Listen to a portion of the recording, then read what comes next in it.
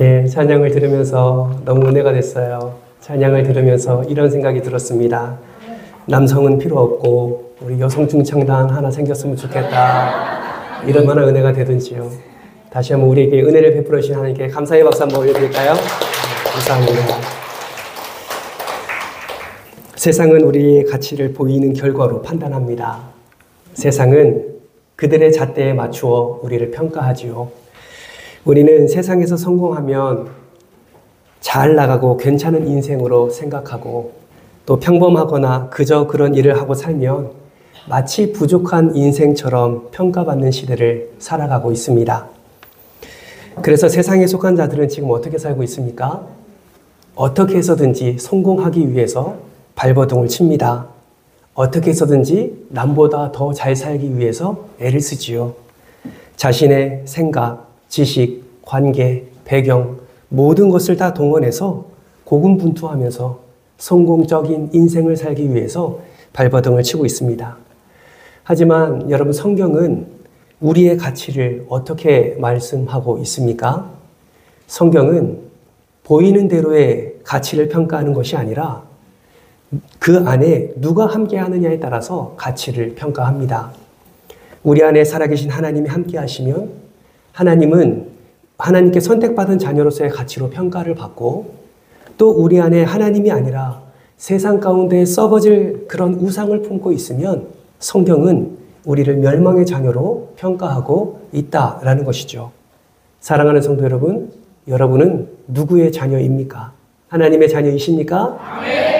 하나님이 듣고 계세요. 하나님의 자녀이십니까? 아멘. 예, 아멘입니다. 우리 안에 살아계신 주님이 함께 하십니다. 그러기에 우리는 하나님의 자녀라는 권세를 이미 받아 누리고 있는 줄 믿습니다. 그런데 가만히 보면 교회 안에서도 간혹 안타까운 일들이 일어날 때가 있습니다. 그 안타까운 일이 무엇이냐면, 교회 안에서 세상에 속한 자들이 갖는 성공을 위한 자세와 태도가 일어나고 보이는 경우가 있다라는 것이죠. 하나님의 일은 하나님과 함께하는 사역인데, 하나님의 일은 믿음으로 나아가는 사역인데, 하나님의 일을 맡고 그 맡은 사역을 감당하면서 마치 하나님을 배제하고 세상의 성공을 향해 나아가는 그 방법과 방식대로 하나님의 일에 열심을 나타내는 경우가 있다라는 것입니다. 여러분, 이러한 열심은 어떻습니까? 처음에 직분을 맡고 하나님의 나라를 아름답게 확장하기 위한 사역에 대한 열정을 가지고 나아갑니다. 하나님이 아니라 자신의 힘과 자신의 능을 가지고 최선을 다해서 사역을 감당하지요. 열심히 한 만큼 때로는 긍정적인 변화도 있습니다. 내가 열심히 함으로 말미암아, 내가 열정을 나타냄으로 말미암아 주변 사람들이 함께 동역하는 데 힘을 보탤 수도 있습니다. 분위기가 열정적으로 변하기도 합니다. 서로가 그렇게 열심을 내어서 때로는 작은 변화도 일으킵니다. 그러나 문제는 무엇입니까? 하나님을 배제한 열심은 얼마 못 가서 한계를 드러낸다라는 것이죠. 처음에는 열심히 했는데 사역의 동기가 하나님이 아니라 자기 자신이다 보니 원치 않는 환경과 상황에 부딪히게 될 때, 때로는 내 생각과 주장이 다른 어떤 사람의 생각과 주장이 더 드러나게 될 때 마음이 상하게 되고, 그 마음이 상함으로 말미암아 열심히 사라지는 것을 경험하게 됩니다. 또는 너무 자기중심적으로 열심을 내다 보니 다른 사람의 마음을 헤아리지 아니하고 오직 이것만이 길이다라고 주장하면서 다른 사람의 아픈 마음, 실족한 그 마음을 헤아리지 않고 직진하는 경우도 보게 됩니다. 여러분, 왜 이런 일이 일어나게 될까요? 그 이유는 사역의 동기가 잘못되었기 때문입니다. 즉, 사역의 동기가 나로부터 출발했기 때문에 그렇습니다. 세상에 속한 사람들처럼 내 의지와 내 지식과 내 경험이 기준이 되고 동기가 되니까 그 기준에 빗나가게 되면 사역이 시들해지는 것이죠. 사랑하는 성도 여러분, 우리의 사역의 동기는 무엇이 되어야 됩니까? 바로 하나님 자체가 우리 사역의 동기가 되어야 될 줄 믿습니다. 하나님의 말씀이 우리의 사역의 동기가 되어야 됩니다. 하나님의 명령하시고 허락해 주신 그 사명이 우리의 사역의 동기가 되어야 되는 것입니다. 예수 그리스도의 마음을 품고 나보다 남을 더 존중하며 예수님이 명령하신 바를 향해 우리가 한 걸음 한 걸음 내디디며 우리의 몸과 마음과 생각과 모든 것이 그 모든 예수 그리스도를 향해 방향을 틀 때에 비로소 우리는 사역을 통해서 더 큰 은혜를 누리게 되는 것입니다. 예수 그리스도가 사역의 동기가 되고 말씀이 사역의 동기가 되면 여러분 때로는 사역하다가 힘든 일을 겪을 때 있지 않습니까? 그때 견딜 수 있는 힘이 있습니다. 때로는 내 마음이 아프고 때로는 내 마음이 온전치 못할 때에도 예수 그리스도가 말씀이 하나님이 그 명령이 사명이 되어 그것으로 말미암아 사역을 감당하는 사람은 주변 사람들과 주변 환경에 상관없이 오직 예수 그리스도께 직진하게 됩니다. 작은 것 하나라도 합력하여 선을 이루는 예수 그리스도의 놀라운 은혜를 믿기 때문이지요. 여러분 구약시대의 노아를 한번 보십시오. 노아는 하나님의 명령에 따라 무엇을 만들었습니까? 방주를 만들었습니다. 방주를 만드는 것이 노아의 사역이에요. 노아가 식구들과 함께 방주를 지을 때 어떤 어려움이 있었습니까? 여러분 먼저는 거대한 방주 자체가 큰 어려움이었습니다. 아무리 하나님이 방주를 이렇게 만들어라, 이렇게 지어라, 동물들은 어떻게 데리고 와라 말씀을 하셔도 여러분 수십 년 동안 걸렸던 이 방주는요 너무나 그들에게 큰 어려움이었습니다. 또한 주변의 따가운 시선과 따가운 그 반응들이 큰 어려움이었습니다. 주변 사람들의 따가운 시선 그리고 그 반응이 노아에게는 큰 어려움이었습니다. 성경에는 주변 사람들의 따가운 시선이 등장하지 않습니다. 주변 사람들이 어떻게 반응했는지 그렇게 성경은 말하고 있지 않아요. 그러나 우리는 유추할 수 있죠. 방주를 짓는 노아에게 누군가가 물어보았을 때 하나님이 물로 심판할 것이다. 방주를 지으라고 명령하셨다라고 그들에게 말하며 방주를 지을 때 그 사람들의 반응이 어떻겠습니까? 참으로 하나하나가 상황이 환경이 노아에게는 큰 어려움이었을 것입니다. 그런데 노아는 어떻게 이 어려움을 극복했습니까? 방주를 만드는 이 거대한 사역의 동기를 자신에게 두지 않습니다.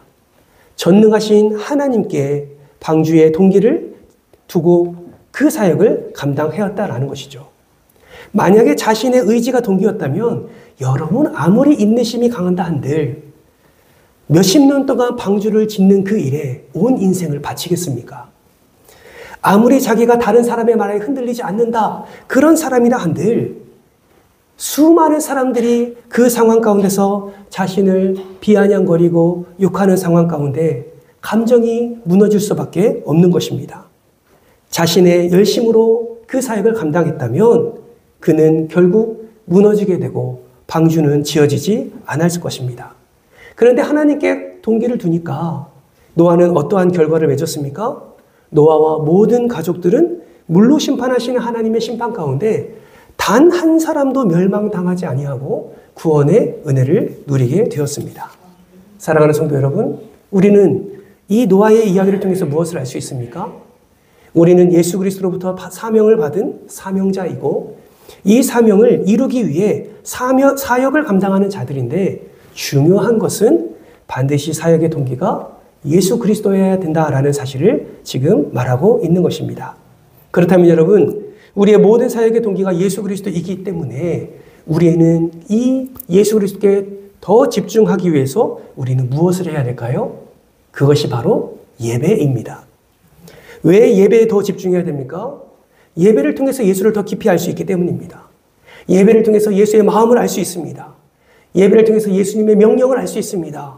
예배를 통해서 받은 은혜로 우리는 순종의 자리로 나아갈 수 있다라는 것이죠. 그러기에 여러분 항상 이것을 마음에 품고 사역의 자리로 나아가시기 바랍니다. 어떠한 마음입니까? 한번 따라해 볼까요? 나는 사역자이기 전에 예배자입니다. 아멘이십니까? 여러분 절대 잊지 마세요. 교사를 담당하든 안내를 서시든 성가대를 하시든 찬양단을 쓰시든 심지어 이 위에 물 하나 올리는 사역이라 할지라도 여러분 나는 사역자이기 전에 예배자입니다. 이 믿음의 고백이 우리에게 고백되어져야 한다라는 것입니다. 이것이 언제 더 깊어지고 언제 더 넓어집니까? 예배를 통해서 이 사명감을 우리는 더 분명하게 알 수 있다라는 것이죠. 예배를 통해서 구원의 은혜를 누릴 뿐만 아니라 모든 삶 속에서 나는 사역자이기 전에 예배자입니다라는 생각으로 주만 바라보며 나아가게 될 때에 우리는 때를 따라 돕는 은혜를 누리게 되는 것입니다. 여러분 아시죠? 믿음은 어디에서 납니까? 들음에서 납니다. 들음은 무엇으로 말미암습니까? 그리스도의 말씀으로 말미암는 것이 들음이고 그 것을 들었을 때 믿음이 생기는 것입니다. 우리는 예배를 통해서 하나님의 말씀을 들어야 하고 그 말씀을 들을 때 믿음이 생기고 그 믿음을 가지고 삶의 자리로 나가 사명을 감당할 수 있게 되는 것입니다. 그러므로 여러분, 우리는 신앙생활을 할 때 가장 최선을 다해야 될 게 있어요. 그것이 무엇입니까? 가장 최선을 다해야 될 게 바로 예배입니다. 여러분, 예배를 소홀히 하지 마십시오. 예배를 소홀히 하는 자는 결국 사역도 소홀히 하게 될 것입니다. 예배를 소홀히 하는 자는 결국 예수 그리스도로 소홀히 하게 될 것입니다. 예배를 소홀하는 자는 결국 하나님과 함께 동행하는 그 믿음의 길도 소홀하게 될 것입니다. 여러분, 예배에 최선을 다하시기를 주님의 이름으로 축복합니다. 다시 한번 여러분에게 부탁드립니다. 여러분, 은혜 누리고 싶으십니까? 예배 자리로 나오십시오. 주중에 예배 자리에 나오세요. 수요일도 금요일도 하나님 앞에 나오십시오. 여러분, 그 시간에 뭐 하십니까? 도대체. 그 시간에 도대체 여러분은 뭐 하고 계십니까? 열심히 그 시간에도 일하고 계십니까? 여러분, 일 조금만 줄이시고 주님 앞에 나오세요. 열심히 TV 앞에 계십니까? 여러분, 그거 조금 줄이시고 주님 앞에 나오십시오. 말씀을 들어야 우리는 살 수 있습니다. 가족들과 함께 놀러 가셔야 됩니까? 예, 그것도 필요하지요. 그러나 예배 드리고 나서 놀러 가십시오. 그렇게 예배의 중심의 삶을 살 때 우리는 결국 하나님께서 말씀하시는 그 놀라운 은혜 또한 우리가 누리게 될 줄 믿습니다. 그렇다면 여러분, 우리가 예배자로서 서야 되는데 하나님은 우리가 어떤 예배자가 되길 원하실까요? 하나님은 우리가 온전한 예배자, 다시 말하면 100점짜리 예배자가 되기를 원하십니다. 그러므로 여러분, 빵점짜리 예배자 되지 마시고 100점짜리 예배자 되시기를 주님의 이름으로 축복합니다. 옆에 있는 성도들에게 한번 축복할까요? 100점짜리 예배자 되시기를 바랍니다. 아멘이십니까? 그럼 도대체 빵점짜리 예배자는 어떤 예배자일까요? 여러분, 가인을 아십니까? 가인도 예배자였습니다. 그런데 100점짜리가 아니라 빵점짜리였어요. 성경을 보면 가인과 그의 재물을 하나님이 받지 않으셨다라고 말씀하십니다. 왜 받지 않으셨습니까? 가인이 하나님께 제사할 때, 가인이 하나님께 예배할 때에 자신을 함께 드리지 않았기 때문입니다. 여러분, 빵점짜리 예배자가 누군지 아십니까? 예배 드릴 때 자신을 하나님께 드리지 않는 자가 빵점짜리 예배자입니다. 그냥 앉아있는다고 나를 드리는 것이 아닙니다. 가만히 있는다고 나를 드리는 것이 아니에요. 여러분, 나를 드리는 것은 나의 정성과 나의 온 마음을 다해서 하나님을 높일 때에 진정으로 내가 하나님께 드림이 되는 것입니다. 여러분, 로마서 12장 2절 말씀 보세요. 내가 산 제물이 되기를 원합니다 라는 고백이 담겨 있지 않습니까? 저와 여러분은 산 제물임을 믿으시기를 바랍니다. 우리 또한 하나님께 올려드려야 됩니다. 그것이 진짜 예배입니다. 그러므로 여러분 기억하십시오. 빵점짜리 예배자는 자신을 하나님께 드리지 않는 사람입니다. 이것은 예배 자리뿐만 아니죠. 우리의 삶도 마찬가지 아닙니까? 우리는 예배자이기 때문에 매일의 삶 속에서 우리는 하나님이 기뻐하시는 예배를 드려야 됩니다. 하나님이 기뻐하시는 예배는 무엇입니까? 나 자신을 드리는 예배. 그러므로 여러분, 매일의 삶 속에서 여러분의 삶을 하나님께 올려드리시기를 주님의 이름으로 축복합니다. 여러분, 어떻게 우리가 하나님께 올려드립니까? 죄의 자리에 있을 때 항상 회개함으로, 항상 주님 앞에 간절히 엎드림으로 나아가야 됩니다. 그래서 여러분, 우리가 낮 예배 시간에 뭘 해요? 참회의 기도를 하나님께 올려드리는 거예요. 왜 참회의 기도를 올려드립니까? 빵점짜리 예배자 되지 않기 위해서. 하나님 앞에 더 신실하게 회개하고 그 정결한 마음으로 하나님께 나 자신을 드림으로 말미암아 하나님께 영광 올려드리기 위하여 우리는 참회의 기도로 나아가는 것입니다. 뿐만 아니라 빵점짜리 예배자는 가인만 있는 게 아니에요. 여러분 아십니까? 나답과 아비후 알고 계십니까? 엘리 제사장의 아들들이었죠. 여러분, 이들이 어떤 죄를 범했습니까? 하나님이 원하시는, 하나님이 명령하시는 불이 아니라 다른 불을 가지고 하나님께 제사를 드렸습니다. 이것은 무엇을 말합니까? 하나님의 명령을 거역하는 것, 하나님의 명령을 거역한 그들의 모습을 성경은 말씀하고 있는 것이죠. 하나님의 명령을 거역하는 것은 하나님을 멸시하는 의미가 있습니다. 그러므로 여러분 기억하십시오. 빵점짜리 예배자는 예배의 자리에는 나와 있는데 하나님의 거룩함을 멸시하는 자가 빵점짜리 예배자입니다. 그렇다면 여러분, 누가 도대체 100점짜리 예배자일까요? 여러분, 오늘 본문 말씀을 통해서 그 100점짜리 예배자가 어떠한 자인지를 함께 찾아보려고 합니다. 100점짜리 예배자는 어떤 예배자입니까? 첫째는 하나님께 기쁨과 즐거움으로 예배드리는 자가 100점짜리 예배자입니다. 오늘 본문 1절 말씀 같이 한번 읽어볼까요? 함께 읽습니다. 시작! 온 땅이여 여호와께 즐거운 찬송을 부를지어다. 아멘. 온 땅이여 여호와께 즐거운 찬송을 부를지어다. 여러분, 시인은 그 안에 있는 즐거움이 얼마나 컸길래 온 땅을 향해서 선포합니다. 여호와께 즐거운 찬송을 부를지어다. 왜 이렇게 외치고 있습니까? 2절 말씀을 보세요. 한 걸음 더 나아갑니다. 2절 같이 읽습니다. 시작. 기쁨으로 여호와를 섬기며 노래하면서 그의 앞에 나아갈지어다. 아멘. 이 말씀은 여호와께 예배드리러 나갈 때 어떻게 하라는 것입니까? 가인처럼 몸 따로 마음 따로가 아니라 정말 기쁨과 즐거운 마음으로 하나님께 예배드리라고 말씀하고 있습니다. 왜 시인은 기쁨과 즐거움을 하나님께 나아가라고 말씀하고 있습니까? 그 이유가 3절에 나와요. 3절 말씀 같이 읽겠습니다. 시작. 여호와가 우리 하나님이신 줄 너희는 알지어다. 그는 우리를 지으신 이요 우리는 그의 것이니 그의 백성이요 그의 기르신 양이로다. 아멘. 여러분, 3절 말씀에 보면 우리라는 단어가 몇 번 나옵니까? 몇 번 나와요? 찾아보세요. 몇 번 나와요? 3번 나옵니다. 이 구절은 우리라는 표현을 통해서 이 고백이 개인의 신앙 고백이 아니라 하나님을 믿는 사람들이 함께 모여서 드리는 고백인 것을 지금 말하고 있는 것입니다. 여러분, 언제 하나님께 이런 공동체 고백을 올려드립니까? 주로 공예배 때 그런 고백을 올려드리지요. 이스라엘 백성들은 우리처럼 이렇게 함께 모여서 하나님을 지금 찬양하고 있는 것입니다. 기쁘고 즐거운 마음으로 하나님께 예배 드리고 있다라는 것이죠. 그렇다면 기쁘고 즐거운 마음으로 하나님께 예배 드리며 그분을 섬기며 그분 앞에 나아가라고 명령하고 있는데 왜 그렇게 기뻐하며 즐거워하며 하나님께 예배를 드려야만 할까요? 첫 번째는 우리 하나님이 창조주 하나님이시기 때문에 그렇습니다. 여러분, 3절을 보시면 그는 우리를 지으시니요 라고 성경은 말씀하고 있습니다. 여전히 세상은 진화론을 믿습니다. 하나님의 창조주이심을 그들은 인정하지 않습니다. 하지만 우리는 믿습니다. 우리 하나님이 이 땅을 창조하셨습니다. 아멘이십니까? 천지를 지으신 분이 우리 하나님이신 줄 믿습니다. 그러므로 우리는 우리의 창조주 하나님이 나의 하나님이시기 때문에 그분을 향하여 기뻐하며 즐거움으로 예배를 드려야 합니다. 둘째는 우리 하나님은 주인 되시는 하나님이시기 때문에 그렇습니다. 3절 말씀 또 보세요. 하반절을 보시면 우리는 그의 것이니 라고 말씀하고 있습니다. 하나님께서 모든 것을 만드셨고 하나님이 우리를 창조하셨기에 하나님은 모든 것의 주인인 줄 믿습니다. 그러므로 내가 소유한 것도 다 하나님의 것인 줄 믿으시기를 바랍니다. 내 집도, 내 돈도, 내 차도, 심지어 내 몸도, 심지어 내 자녀들도 다 하나님의 것입니다.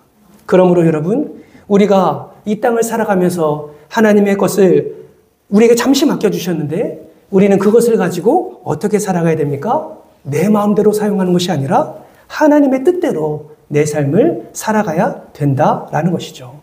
자녀도 마찬가지입니다. 자녀도 내 뜻대로 무엇인가를 하는 것이 아니라 하나님의 뜻대로 자녀를 양육해야 되며 하나님의 뜻대로 모든 것을 잘 관리하며 세워나가야 된다라는 것이죠. 그러한 기쁨과 즐거움으로 주인 되신 하나님을 찬양할 때에 하나님이 우리의 예배를 100점짜리 예배자다라고 말하고 말씀하시는 것입니다. 세 번째는 우리 하나님은 왕이신 하나님이십니다. 3절 말씀을 보면 그의 백성이니 라는 말씀이 있습니다. 하나님은 절대 권력을 가지고 계시는 우리의 왕이십니다. 그러므로 우리는 하나님을 향하여 기쁘고 즐거움으로 예배를 드려야 합니다. 마지막 네 번째는 하나님은 목자이시기 때문에 그렇습니다. 3절 하반절 말씀에 보면 그의 기르시는 양이도다 라고 시편 기자는 그렇게 고백을 하고 있습니다. 여러분 그거 아십니까? 목자는 양이 없어도 살 수 있어요. 그러나 양은 목자가 없으면 살 수가 없습니다. 목자 되신 하나님은 우리의 이름을 아십니다. 목자 되신 하나님은 우리를 먹이십니다. 선한 목자 되신 그분은 우리를 지키십니다. 우리를 인도하십니다. 이러한 사실만으로도 우리는 그분을 기뻐하며 즐거움으로 예배해야 된다라는 것이죠.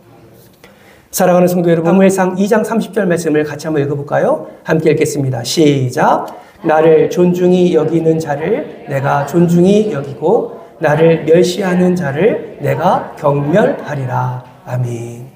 사랑하는 성도 여러분, 질문합니다. 우리 하나님은 무엇으로 존중함을 받으실까요?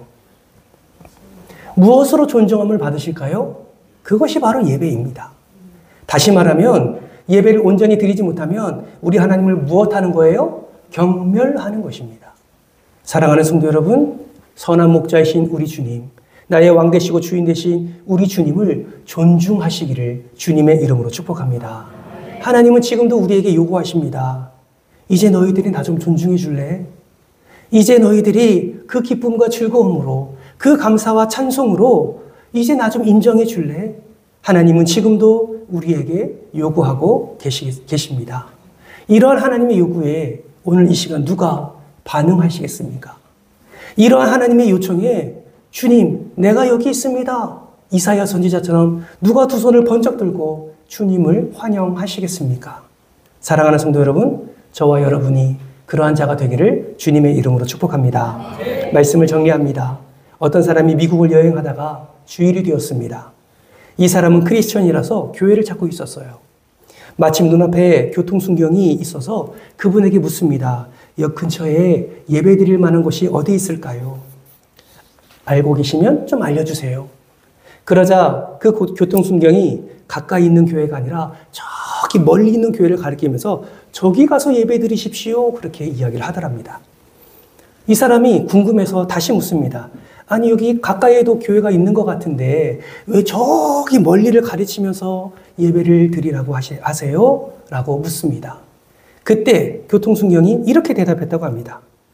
예배를 드리고 나오는 사람들의 표정을 보면 이 근처에서 예배를 드리고 나오는 사람들보다 저 교회에서 예배를 드리고 나오는 사람의 표정이 훨씬 더 환하고 기쁘고 즐거워 보입니다. 저는 하나님을 믿지 않지만 어느 교회가 참 교회인지 그 얼굴을 통해서 알 수 있습니다. 사랑하는 성도 여러분, 여러분은 기쁨과 즐거움으로 감사와 찬송으로 하나님께 영광 올려드리고 계십니까? 지금 여러분의 표정을 보면 저는 알 수 있습니다. 그렇게 예배를 드리는지 안 드리는지, 여러분의 삶의 모습을 통해서 알 수 있습니다. 그렇게 예배 드리고 있는지, 그렇게 예배 드리고 않고 있는지, 내가 0점짜리 예배자인지 내가 100점짜리 예배자인지 우리의 얼굴에 다 드러날 것입니다. 사랑하는 성도 여러분, 여러분 안에 살아계신 하나님이 함께 하십니다. 그 하나님을 향하여 여러분 산 제물이 되어 오직 하나님께만 영광 올려드리는 기쁨과 감사로 또 즐거움과 찬송함으로 그렇게 하나님께 영광 올려드리는 여러분 되셔서 여러분의 얼굴이 환해지고 여러분의 인생이 환해지고 여러분의 가정이 환해지고 합니다. 예배의 성공이 인생의 성공입니다. 아멘이십니까? 기억하세요. 우리는 사역자이기 전에 예배자입니다. 예배자로서 바로 서서 100점짜리 예배자로 하나님께 영광 올려드리고 하나님께서 허락해 은혜로 사역 감당함으로 사역 감당하는 그곳에 하나님의 능력과 영광이 드러나는 복된 주의 일꾼 되시기를 주님의 이름으로 축원합니다. 이 시간에 기도할까요? 말씀을 기억하면서 기도하실 때에 주님, 내가 그런 예배자 되기를 원합니다. 연말만 되면 사역의 힘듦과 고충으로 인하여 나 올해까지만 할래. 솔직히 이런 마음이 너무나 많이 드는데 주님, 다시 예배자로 돌아가기를 원합니다.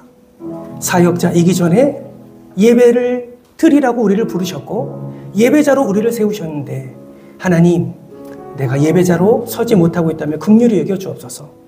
빵점짜리 예배자였다면, 내 자신을 드리는, 내 삶을 드리는 삶이 이 예배가 아니었다면 주님 다시 용서하시고 주님이 기뻐하시는 예배자, 기쁨과 즐거움으로 감사와 찬송으로 하나님께 예배드리는 귀한 100점짜리 예배자 될 수 있도록 은혜를 더해 주옵소서. 오늘 말씀을 기억하시면서 정말 간절한 마음으로 함께 기도하지 않으시겠습니까? 주여 한번 외치고 통성으로 기도합니다.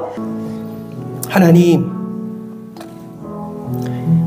앞에 온전함으로 서기를 원하는 마음은 우리 모두에게 있습니다. 그러나 삶을 살다 보니 열심히 한다고는 했지만 여전히 우리 안에 한계에 부딪힐 때가 너무나 많습니다. 오늘 말씀을 기억하기를 원합니다. 그럴 때마다 내가 정말 하나님께 예배를 잘 드리고 있는지를 생각해 보기를 원합니다. 걸림이 있을 때마다, 무엇인가 부딪힘이 있을 때마다, 때로는 좌절감이 몰려올 때마다, 때로는 실족함이 우리 안에 생길 때마다 하나님, 내가 예배를 잘 드리고 있습니까? 이 질문이 우리의 신앙생활에 떠오르게 하시고 정말 내가 100점짜리 예배자로 그렇게 하나님 앞에 서고 있는지를 점검하게 하여 주옵소서. 예배에 성공할 때에 인생이 성공하게 될 줄 믿습니다. 그 이유는 하나님이 더 크게 우리 인생을 붙들고 역사해 주시기 때문입니다.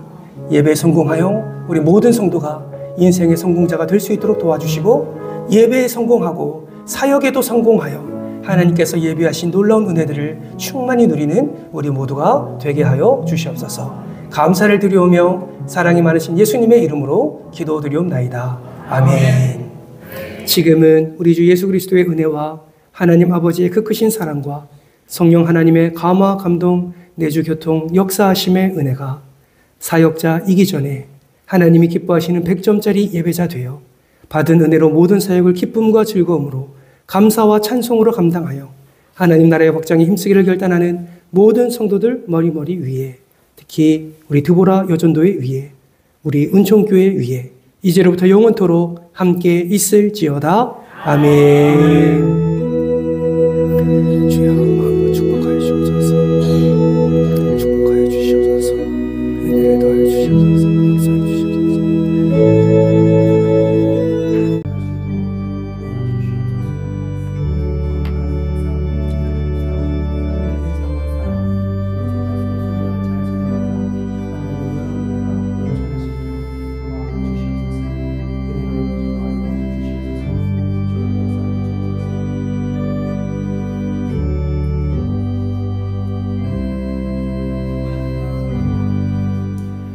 우리 인사교제를 마치겠습니다. 한 주간도 승리하십시오. 인사하겠습니다. 한 주간도 승리하십시오.